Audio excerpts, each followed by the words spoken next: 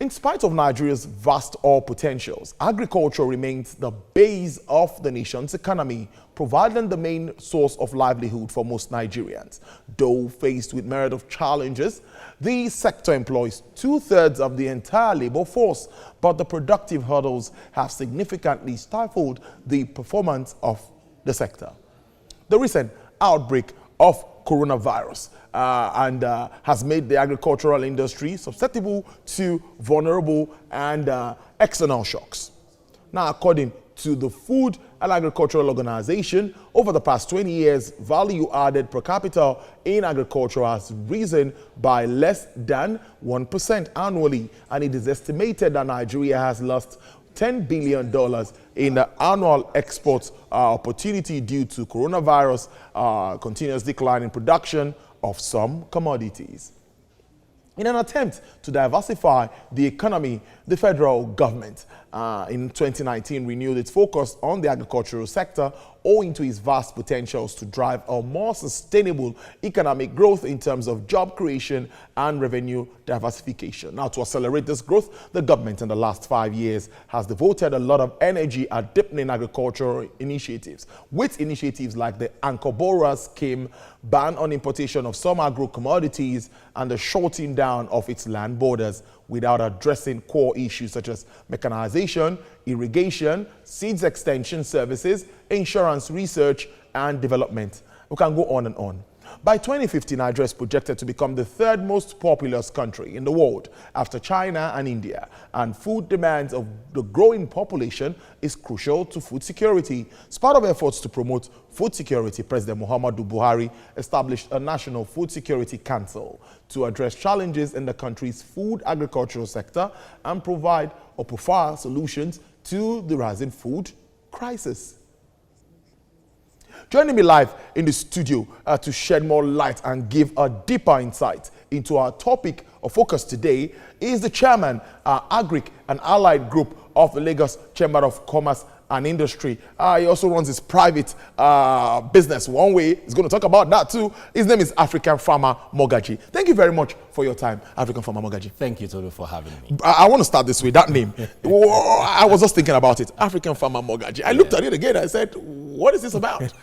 Yeah, so I changed my name to 2005 when I caught a vision that I would go in across Africa to influence the agribusiness space. So I changed my first name, published, and all my documents, passports have been African Farmer since 2005. Well, I see passion in that. Now, a lot has been said. Growing up, I used to hear the stories of the groundnut pyramids, the way agriculture used to contribute to the GDP, a lot of positives about the agricultural sector. But at the moment, it seems not to be like what we expect. Take us through what has happened, where we are, why did we find ourselves here? Well, I think it's not peculiar to Nigeria for us to find ourselves here. Malaysia also, that got independence, I think about 3 years after us or before us, they also at some point in time where we are, but they woke up very fast because oil is, I think, the fourth product, that brings money for them, as against putting oil first. So at some point in time when they also discovered oil, they forgot agric, but they woke up, and got into electronics and co. So yes, we neglected agriculture. And I think we should not be crying over spilled milk again. But yes, we've neglected it. And now that we've had, if you check since Absalami Abubakar, former president, to date, we've always had a president interested in agriculture. And that's where, our late president, President Olusegun Obasanjo, when you check it under President Goodluck Jonathan, we discovered Dr. Adesina, and also now our president is also a farmer. Yeah. So we found something unique, post-military, but we've not been able to harness it. We found leaders interested in agriculture, but we've not found the building pillars around the castles built in the air. And that is really very important. I read about this, and we get releases from CBN. We have Anchor Borough scheme. We have rice farmers being empowered. We have Lagos and Kebbi coming together for lake rice. A lot has happened in that sector. How well would you say these efforts? It looks like we are not really feeling that. No, sincerely, because we know the effects of all of this. But tell us, why are we not really feeling it the way it should be felt? I think primarily what I have analyzed to be the challenge is that, I always say this, because a banker deals with figures and wears a tie, does not make that banker an accountant. Oh my God. Let alone a chartered accountant. So we have to put square pegs in square holes. Agric at federal and state and local government is still a nice thing, and it's still subsistence, because they've not approached agric from a value chain perspective. So you always hear initiatives around give them fertilizer, give them chemicals, give them seedlings. But the key of sustainability is the value addition. Value addition, though processing, transforming it from the rural and local commodity is crucial, but we need to look at things like brands. We're still selling commodities, not brands. So when you package your banana, the Ore banana, the Benin banana, when you package it, it's the same banana produced in South America. So, but when they package it, there's a brand called Dole, and it's a multinational. So it stops being Ore banana to a Tolu banana, So we need to bring in brands. We need to bring in marketers. That value chain, we need to transport it. There's a way you must transport it to have shelf life. So we've not stepped into that value chain, and so the focus has always been on production, and even we focus too much on production as against productivity. So in Nigeria, you would have 2.5 acres, that's one football field of corn. You will have them having 1.5 to 3 tons. That's the average. Some get 5. But you go to Zimbabwe, where they get 10 and above. So until we are able to increase that productivity, we will not be food secure. And unfortunately, climate change is not helping at all. This year, I'm happy about one thing. Climate change has suddenly shown us that it's real. And so we should be able to, I use the word should we be able to plan better? But I'm still not seeing it. We've seen what's been happening in Lagos, rains, and for some time we didn't even see the rains, but now it's like almost every day now the rain's coming. Now, we've talked about these efforts by even this present administration. If we are to focus on them, I see this drive, I see this push. What more can be done to improve the situation? A nation that cannot feed itself, then there is a problem. We have 200 million people. It's projected that by 2050, we're going to be 400 million. That's times 2 of what we have at the moment. Now, we need to start planning now. Yes, so another challenge with government generally is that you have people who can put together beautiful proposals. And that's an aspect of it. That's the beginning. But when those documents have been put together, you need people with experience to implement. Unfortunately, we don't always find people in charge of this implementation. So you just find, and I think the time is now when politicians need to know that the people that supported you, your diehard fans that supported you, you have to find a way to take care of them without bringing them into office, which is what I'm saying now. So we need to pay attention to that planning and execution. Execution is key. You see 10 billion for rice, but you don't see the budget of that 10 billion. If it must work, 3 billion should go into monitoring and evaluation, trainings. So the key things, they don't put money there.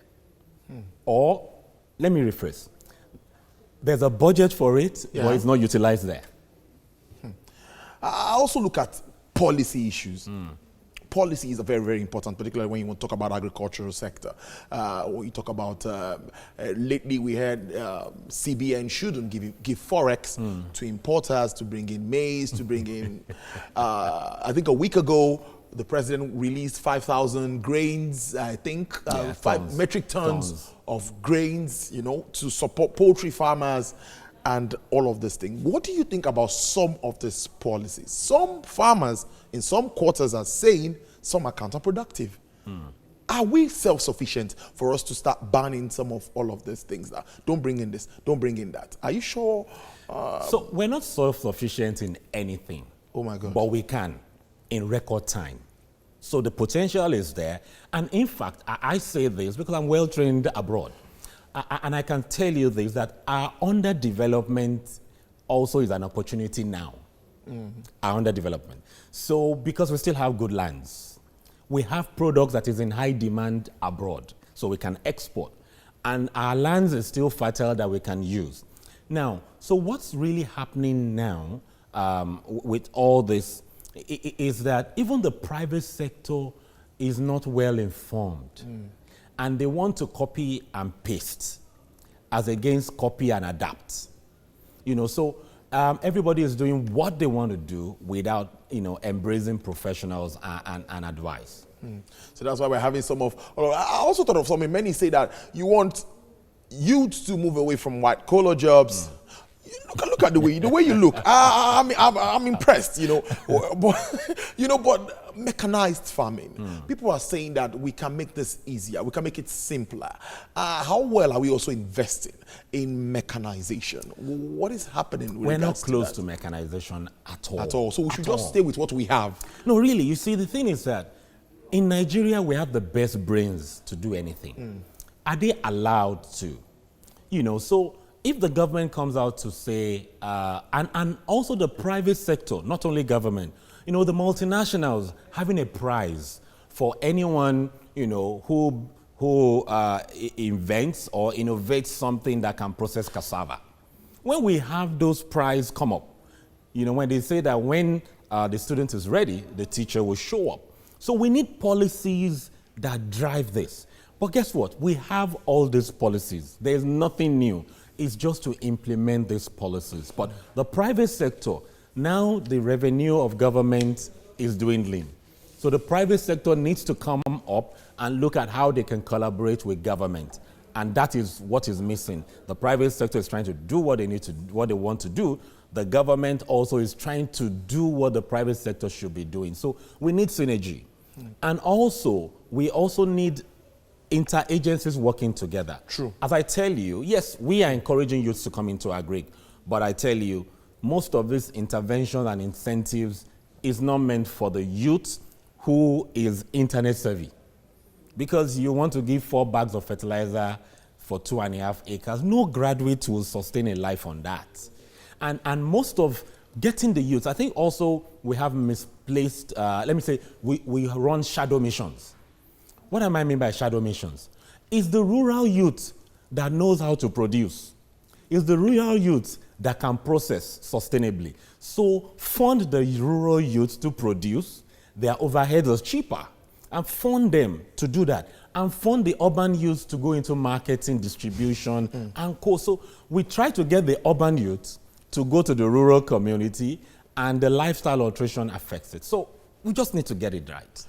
It's interwoven. Now, I'd like to talk on this because inflation rate was just out some days back, and we see what's happened to food. So we're going to keep paying more for food. We're paying more already for electricity, more already for fuel. Now we're going to pay more for food. What are you looking at? Some might say we have a little bit of shortage because of the rains, because of the crisis, the lockdowns. What effect would that have on our production this year? I think as citizens, we need to pay attention now, and for government to take it more serious. Because we have a challenge, a can of worms in our hands now. The lack of, beginning of the year, we didn't have enough rain.